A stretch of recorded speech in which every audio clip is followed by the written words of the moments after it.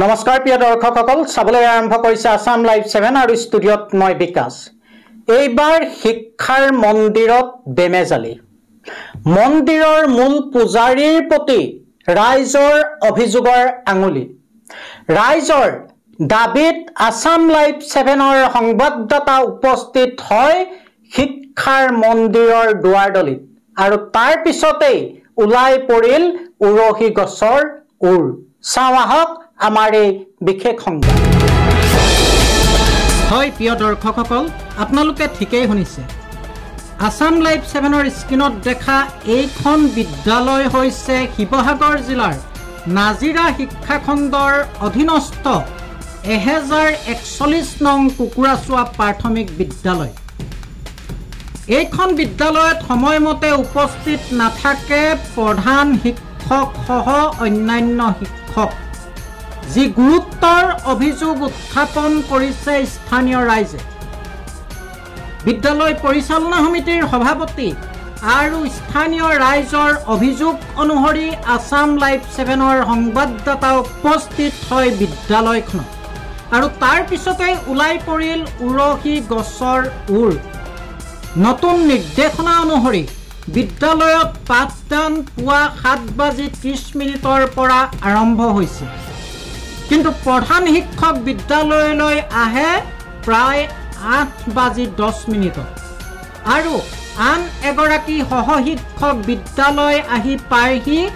প্ৰায় 9:10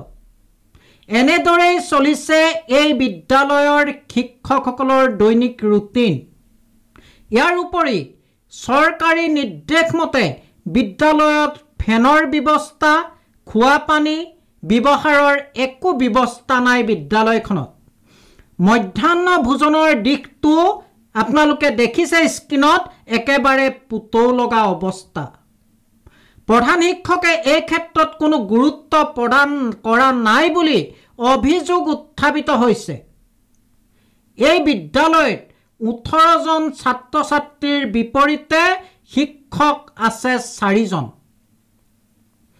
চৰকাৰৰ নিৰ্দেশনাক বুঢ়া আঙুলি দেখুৱাই নিজ খেয়ালখুচি মতে পাঠদান চলাই আহিছে বিদ্যালয়ৰ শিক্ষকসকলে এতিয়া প্ৰশ্ন হয় অনাগত দিনত চৰকাৰে এই বিদ্যালয়খনৰ প্ৰতি কিবা ব্যৱস্থা গ্ৰহণ কৰিবনে হেয়া হ'ব প্ৰতিজন স্থানীয় ৰাইজৰ বাবে এক লক্ষণীয় দিশ আমগুৰিৰ পৰা বুলবুল আলীৰ ৰিপৰ্ট আসাম লাইভ 7 1041 নং দুব্দৰ কুকুৰাচোৱা প্ৰাথমিক বিদ্যালয়ত যি অৰাজকতা শিক্ষকৰ যি অৰাজকতা হেডমাষ্টাৰজনৰ যি অৰাজকতা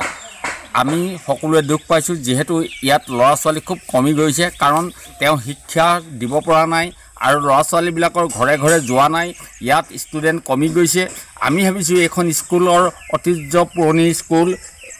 1961 চনতে স্থাপন কৰিছিলে কিছু ব্যক্তিয়ে আমি সেইসকলৰ নাম ল'বই লাগিব সূৰ্য বৰা ভদ্ৰকৃষ্ণ গগৈকে আদি কৰি তেওঁলোকে এইখন স্কুল স্থাপন কৰিছিলে কিন্তু এই আমাৰ বৰ দুখৰ বিষয় যে এতিয়া এই স্কুলখনৰ যিজন হেডমাষ্টাৰ আহি এই স্কুলখন ধ্বংস কৰি পেলালে একদম মানে শিক্ষাটো নপঢ়াই টাইম মতে উপস্থিত নহয় আৰু আমি দুদিন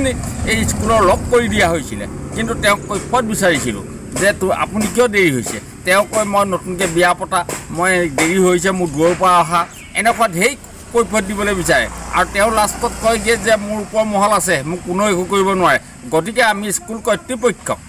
এই স্কুলৰ আমাৰ স্কুলৰ য'ত শিৱসাগৰ ডিষ্ট্ৰিক্ট কৰ্তৃপক্ষক আমি অনতিপলমে জনাওঁ যে এই হেডমাষ্টাৰজনক আমাৰ গিৰাৰ পৰা আঁতৰাই দিয়ক আৰু এই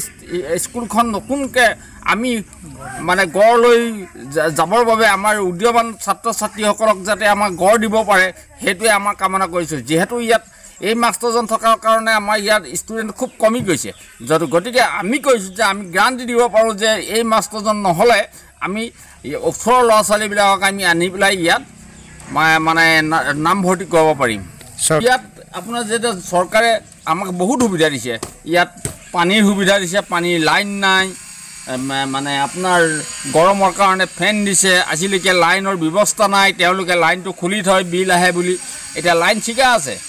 কিন্তু ল'ৰা ছোৱালীয়ে পানী খাবলৈ নাপায় ইয়াত আহে কি ল'ৰা ছোৱালীবিলাকক 10টা বজাত তেওঁলোকে ঘৰ হৰাইহি আৰু মই কেইবাদিনো লগ পাওঁ তেওঁ হেডমাষ্টাৰজনক মই একো নকওঁ কাৰণ কেলৈ অকল মই ক'লে মোক মানুহে কৈ থাকে তেওঁ ভাবে যে অকল এইজনে আহি থাকে কিন্তু আমি এটা কথা কৈছোঁ আমাৰ পিতাদেউৰ সৈতে গঢ় দিয়া স্কুলখন যাতে ধ্বংসৰ মুখত পৰিণত নহয় তাৰ কামনাৰে আজি উদ্ধত্ত কৰ্তৃপক্ষক আমি জনাব বিচাৰিছোঁ যে স্কুলখন পুনৰ সংস্থাপন আৰু পুনৰ জীৱিত কৰি ৰাখে যেন আমি ইয়াৰে কামনা কৰি ধন্যবাদ।